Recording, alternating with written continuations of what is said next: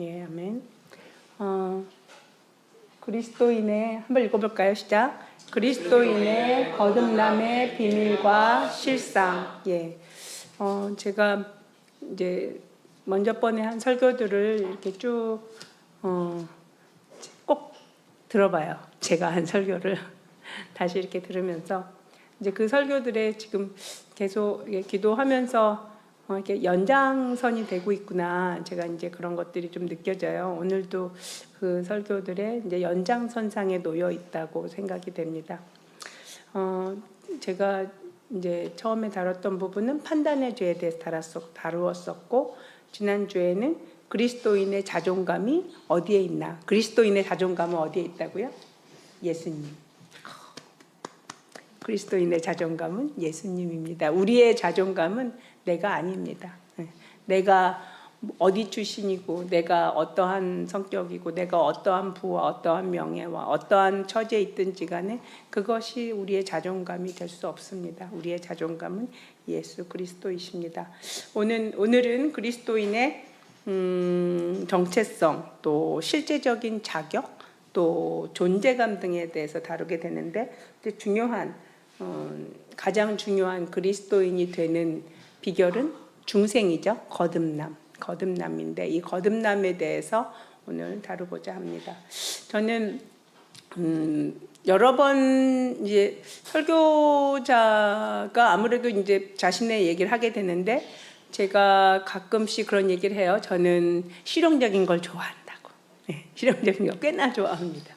네, 그래서 실제적으로 제가 여러분은 어떨지 모르겠는데 저는 중고등학교 때 가정가사를 여자들은 배우잖아요. 남자들은 공업기술을 배우고, 저는 지금에 와서 생각하고 혹은 가끔 이제 정목사님한테 그런 얘기 하는데, 여자도 가정가사와 공업기술을 다 배워야 한다. 공업기술이 굉장히 중요한 실생활에 관련된 게 많더라고요. 그리고 남자들도 가정가사를 배워야 돼요. 혼자서 콩나물도 해먹고 다 해먹어야 되잖아요. 그러니까 서로 다 아는 게 중요한데, 하여튼 저희 때는 그런 걸 이렇게 나누어서 가르쳤죠. 근데 지금도 뭐 그런 거 기억나요. 이렇게 아주 유용한 거. 콩나물을 끓일 때 뚜껑을 열지 마라. 뭐 이런 거 배웠어요. 우리 가정가사 시간에 있었거든요. 바느질 하는 것도 배웠어요. 홈질 뭐 이런 것도, 박음질 이런 거 배우고. 근데 저는 이제 과거에 논문들을 쓸 때 되게 아쉬웠던 부분 중에 하나가 되게 실용적이지 않아요, 논문들이. 그러니까 실생활에 사용할 수 없는, 항상 어떤 거에 기초 연구가 되고자 한다. 이렇게 이제 논문들이 끝이 나는 게 참 아쉬웠던 기억이 있습니다. 근데 우리 이 중생은 이 실제적인, 그러니까 중생을 관념적으로 가지고 있으면 아무런 유익이 없어요. 실제 우리의 삶에. 그냥 예수 그리스도를 믿으니까 나는 거듭난 거지 뭐. 나는 2번 났다고 하더라. 나는 잘 모르겠는데 나는 2번 났어. 이렇게 그냥 관념적으로만 가지고 있으면 실제 삶 속에서 그 예수 그리스도 이 거듭남의 이 권세, 능력, 이것들을 누릴 수가 없거든요. 그래서 실제적인 삶 가운데서 활용이란 말이 좀 그렇긴 하지만, 그래도 아무튼 활용을 할 수 있는 이 중생의 비밀에 대해서 오늘 좀 다루고자 합니다. 우리는 누구나 육신의 부모님으로부터 태어나죠. 우리 부모님으로 말미암아 갖게 된 유전자적 배열이 있고, 또 자라면서 여러 가치관이 생성이 되고, 또 모두 다른 성장 배경을 가지고 있고, 또 서로 다른 문화권, 서로 다른 그 가문마다 독특한 어떤 문화가 있어요. 그래서 A 가문에서는 아무렇지도 않은 게 B 가문에서는 굉장히 놀랄 일이 돼버리고, 이제 이런 어떤 문화적 부딪힘들이 있죠. 또 여러 가지 뭐 돈을 어떻게 벌고 어떻게 사용하고 뭐 여러 가치관들을 우리가 가지게 돼요, 세상에서. 또 사회적으로는 이제 법을 만들죠. 법은 뭐예요? 최소한의 테두리죠. 이 테두리 경계선 안쪽에 있으면 제약을 당하지 않고 살 수 있는 어떤 테두리를 만들어 놨죠. 그게 세상에서 살아가는 방법입니다. 이렇게 어떤 사람이 태어나서 쭉 살아와서 지금 세상에서 살고 있는 이 사람을 예를 들어서 A씨라고 제가 그냥 무명으로 이제 부르겠습니다. 이 A씨는 하나님과 관계없이 살고 있는 사람이에요. 많은 예수 그리스도를 믿지 않고 있는 분들이 그렇죠. 그러니까 이분들은 하나님 눈으로 보기에는 죽어 있는 사람이에요. 살아 있는 사람이에요. 죽어 있는 사람이에요. 영이 죽어 있는 사람들이에요. 영이 죽어 있는. 그러니까 영이 죽어 있으면 하나님 앞에 죽어 있는 존재인데, 이 A씨가 예수 그리스도를 믿고 하나님의 자녀가 되는 걸 우리가 중생이라고 표현을 하는데, 그럼 A씨가 뭐가 되냐면 A 플러스가 돼요. 제가 플러스라는 표현을 하겠어요? A 플러스라는 사람이 되는 건데, A씨하고 A 플러스는 같은 사람이에요? 다른 사람이에요. A씨하고 A 플러스라는 사람은 다른 사람이에요. 예수님을 믿는다는 건 참 놀라운 변화가 함께 하는데, 우리가 이제 예수 그리스도를 믿으면 영접하는 자, 곧 그 이름을 믿는 자에게 하나님의 뭐라고요? 자녀가 되는 권세를 주셨으니. 하나님의 자녀가 되는 권세를 주셨는데, 이때 이 예수님을 믿고 오늘의 이제 본문을 읽어보겠습니다. 예수님 믿은 다음에 어떤 일이 일어나야 되는지 오늘 본문 읽을게요. 시작. 예수께서 대답하셨다. 내가 진정으로 너에게 말한다. 누구든지 물과 성령으로 나지 아니하면 하나님 나라에 들어갈 수 없다. 예. 이제 니고데모가 밤에 와서 예수님한테 묻는 거거든요. 어떻게 하면 하나님 나라에 천국에 들어갈 수 있습니까? 그랬어요. 그랬더니 뭐라고 대답해요? 물과 성령으로 거듭나지 아니하며. 물론 요한복음에 예수 그리스도를 믿으면 하나님의 자녀가 된다고 말씀해 주셨는데, 예수님께서 니고데모에게 천국에 가는 방법을 정확하게 일러주셨는데, 여기서 뭐라고 얘기해요? 물과 성령. 또 요한복음 3장 8절 후반부만 읽어볼게요. 시작. 성령으로 태어난 사람은 다 이와 같다. 예. 즉 물과 성령으로 다시 나는 거죠. 다시 태어나는 거예요. 그러니까 A씨가 물과 성령으로 A 플러스가 되는 거예요. 이때 이 성령은 그 다음에 이제 9절에 예수님께서 말씀을 하세요. 성령으로 난 사람은 마치 뭐와 같대요? 여기서 안 띄워져요? 바람이 부는 것과 같다. 그래서 보이지 않는다. 하지만 성령으로 난 사람은 그와 같다. 그러면서 예수님께서 설명을 해주시거든요. 근데 예수님께서 물에 대해서는 설명을 안 하세요. 근데 이 물은 이제 아주 많이 조 목사님께서 설교 중에 다루셨던 부분이에요. 물은 뭘 의미하죠? 물침내, 그렇죠?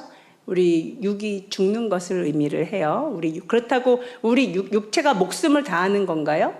아니죠. 육에 속한 자아가 죽는 것을 의미를 해요. 이 성령으로 태어난 사람, 그러니까 영이 다시 태어나는데, 이 영은 이 A씨 안에 죽어있던 영에 하나님의 영, 성령이 들어가셔서 그 영이, 죽었던 영이 다시 태어나는 거예요. A 플러스라는 사람이 되는 거죠. 자, 이 A 플러스라는 사람을 한번 생각을 해볼 때, 이 A 플러스는 다 누구예요? 우리죠. 예.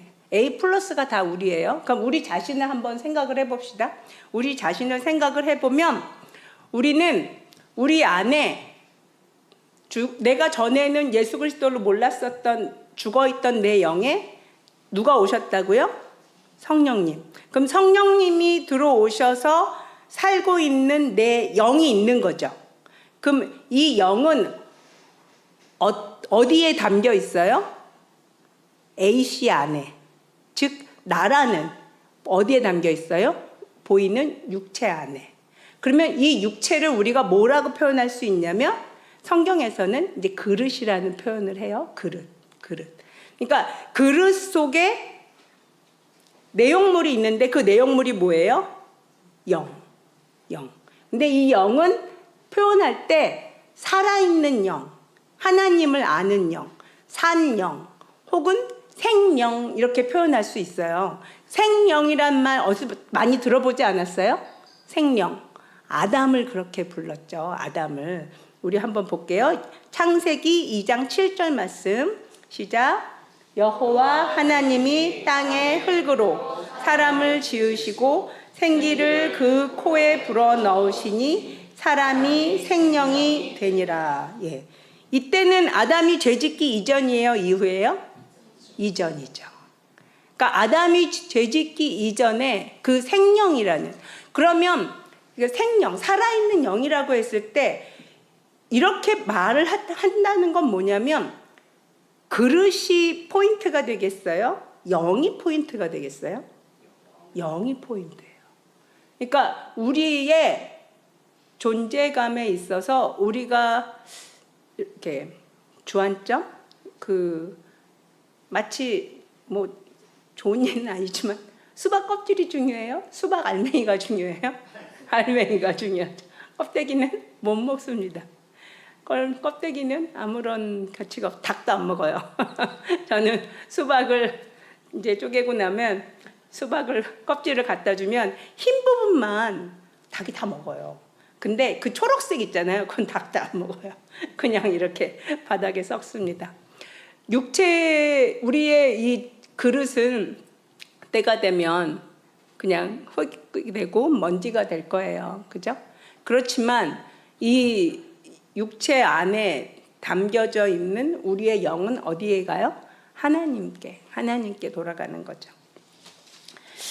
아담의 죄 지은 이후에 인류가 지은 모든 죄, 그리고 앞으로도 지을 모든 죄, 그 모든 죄를 하나님 자신이 오셨어요. 그러니까 하나님 자신이 오셔서 인간의 모습을 나타나신 분이 예수님인데, 그러니까 독생자라고 얘기하잖아요. 독생자는 하나님 자신 스스로가 나셔서 오신 거예요. 그러니까 근데 그 개념을 인간의 개념으로는 아들이라는 표현밖에 할 수가 없는 거예요. 실은 하나님과 예수님은 동일하신 분이시죠. 그렇죠?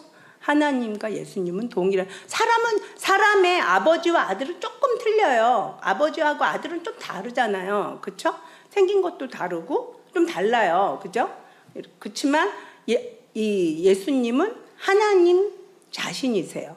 근데 하나님 자신이신 그분이 인류의 모든 죄를 담당하셔서 죄만 담당하셨을까요? 우리 이사야서에 보면 우리의 모든 질병, 가난, 저주, 고통, 그 모든 질고를 다 담당하시고 우리를 위해서 대속하신 분이 하나님이세요. 예수 그리스도 그분이십니다. 구약의 제물이 되었던 소나 양은 어땠어요? 이렇게 죄를 전가시키면 그 다음에 죽였죠. 그리고 피를 뿌렸죠. 근데 그 양이 다시 살아나나요? 그렇지 않죠. 예. 근데 예수 그리스도께서 어떻게 되셨어요? 다시 사셨죠. 죽으셨다가 다시 사셨어요. 그래서 우리는 예수 그리스도를 믿음으로 말미암아 예수 그리스도 안에서 우리의 육에 속한 것이 죽고 예수 그리스도와 함께 영으로 부활할 것을 우리가 아는 거예요. 믿음으로 선포하는 거예요. 그러니까 우리는 이 중생의 이 비밀이 굉장히 어마어마한 비밀이에요. 그리고 뿐만 아니라 아주 큰 어떤 능력이 있어요. 이 세상에서 정말 이길 수 있는, 이 세상의 모든 정말 저주와 고통과 가난과 질병과 그 모든 것을 이길 수 있는 그 파워가 있어요. 파워라는 건 어때요? 힘이 센 사람이 이기는 거죠. 힘이 센 그 논리가 있는 거예요. 우리 그것을 깊이 알면 알수록 우리가 예수 그리스도 중생의 그 힘과 그 정말 예수 그리스도로 말미암는 권세를 누리게 될 줄 압니다. 자, 그러면 우리의 실상이 뭐라고요? 영일까요? 영을 담고 있는 육일까요? 영입니다. 맞습니다. 이것이 오늘 이제 가장 중요하게 말씀드릴 수 있는 거듭남의 비밀의 핵심이에요. 우리의 실상이 뭐라고요? 영이다. 그러면 이를 한번 얘기해 봅시다. 나 땡땡땡은 영이다. 한번 이렇게 말해 보세요. 시작. 나 손유정은 영이다. 다시 한번 시작. 나 손유정은 영이다. 뭐라고요? 나 누구는? 영이다. 여러분의 본질은 실상은 영이에요. 이 육체나 나를 뒤덮고 있는 주변 환경과 다른 사람이 나를 보는 뭐에 의해서 내가 존재의 이유가 있지 않아요. 나는 하나님 안에서 영으로 존재합니다. 아멘. 다시 본문을 볼게요. 요한복음 3장 5절 후반부만 같이 읽어볼게요.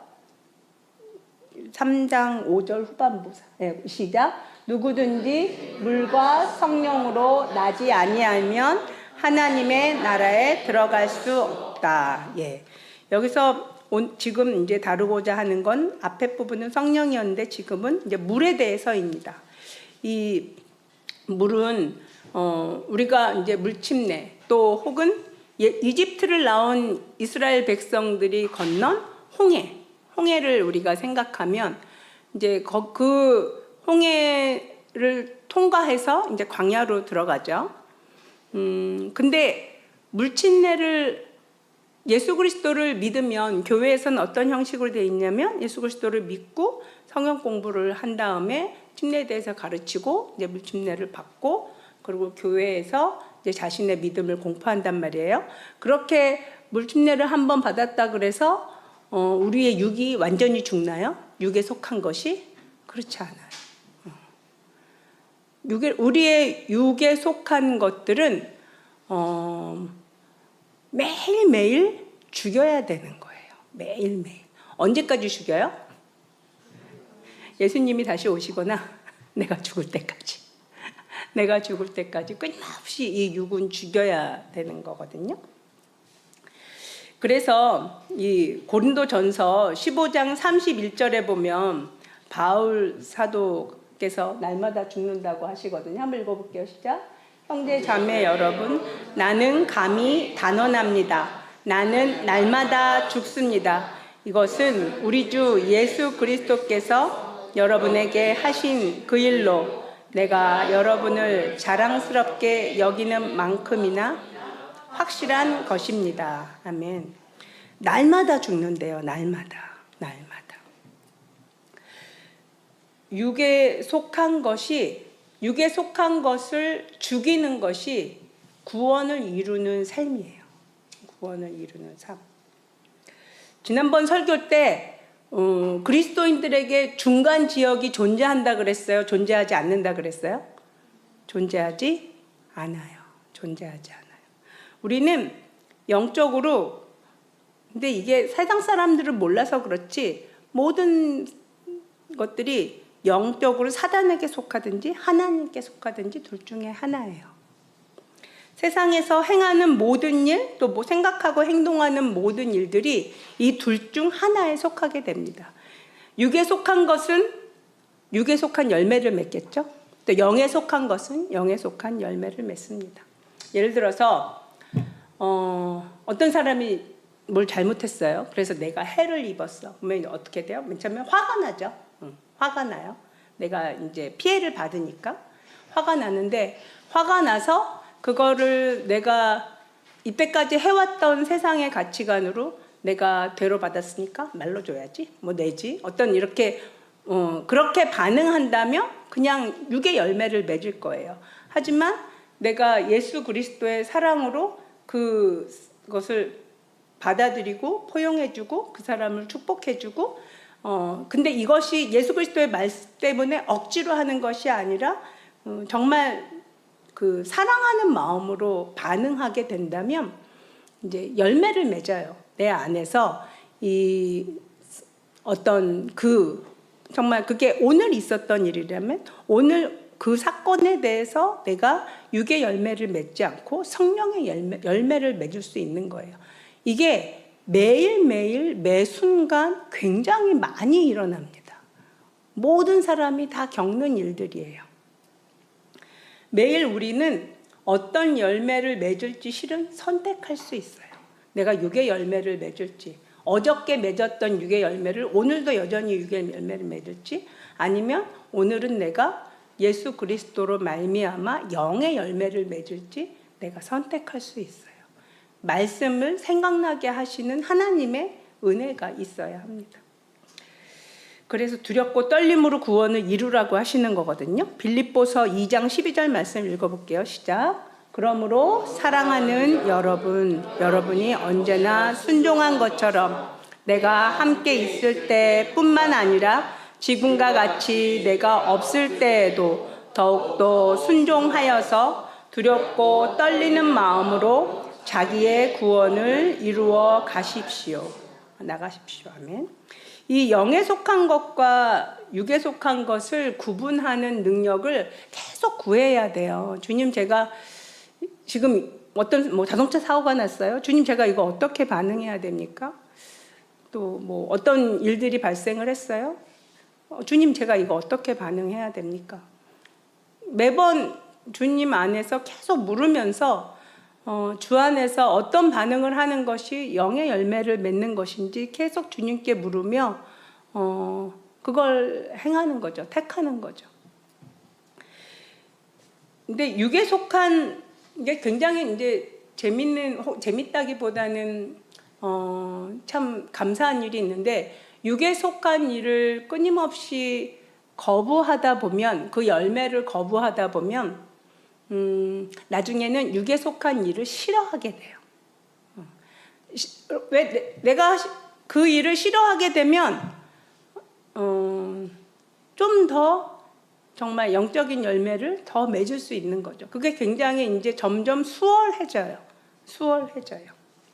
세상에서는, 근데 참 어려운 게, 세상에서는 그걸 육에 속하다고 생각하지 않고 굉장히 너는 옳은 걸 하고 있는 거야. 네가 이렇게 반응하는 건 옳아. 네가 하고 생각하는 게 맞아. 하면서 계속 육에 속한 일을 계속 하도록 이렇게 부추기는 게 세상이거든요.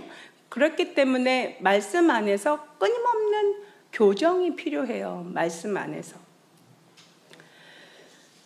세상의 가치관에서는 괜찮은데 말씀에 비춰보면 좀 불편한 일들이 생기는 거예요.